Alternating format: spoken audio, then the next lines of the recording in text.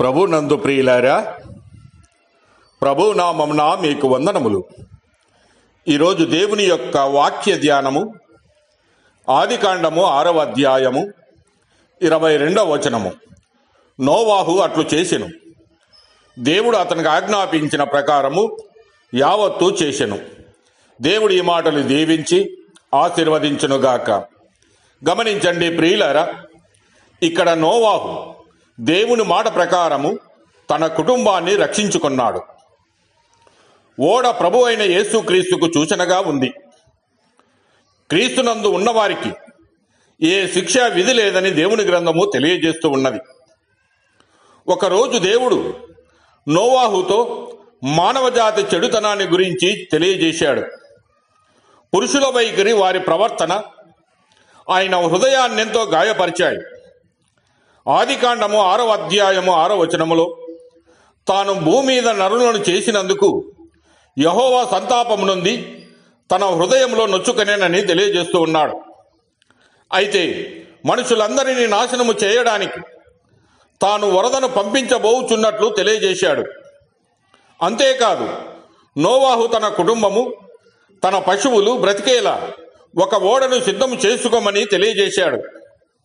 ఎందుకంటే నోవాహు దేవునిపై నమ్మకం ఉంచినట్లు దేవుని గ్రంథము అనేక లేఖనములు తెలియజేస్తూ ఉన్నాయి. ఆదికాండము 7వ అధ్యాయం 1వ వచనములో యెహోవా, ఈ తరము వారిలో నీవే నా ఎదుట నీతిమంతుడవై ఉండుట చూసితిని గనుక నీవును నీ ఇంటి వారును ఓడలో ప్రవేశించుడని నోవాహుతో అంటూ ఉన్నాడు. నోవాహు అంతకుముందు ఎన్నడూ వరదలు రావడము చూడలేదు. 40 రోజులు వర్షము పడడం కూడా తాను ఎరగడు.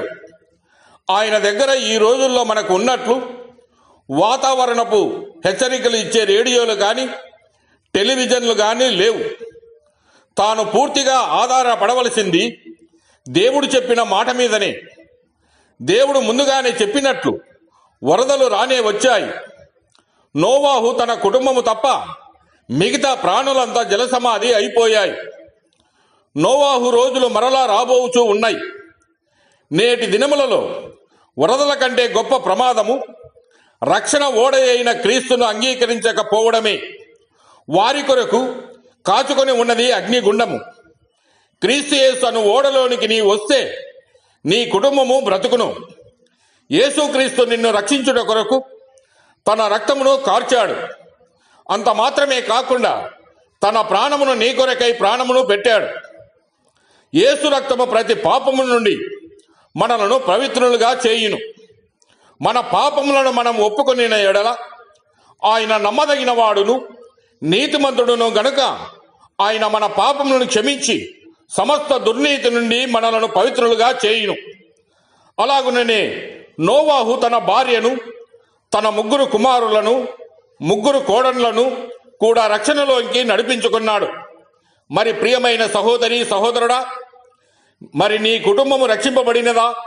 దేవుడు చెప్పినట్లు నువ్వు చేస్తే నీ కుటుంబము కూడా రక్షింపబడును.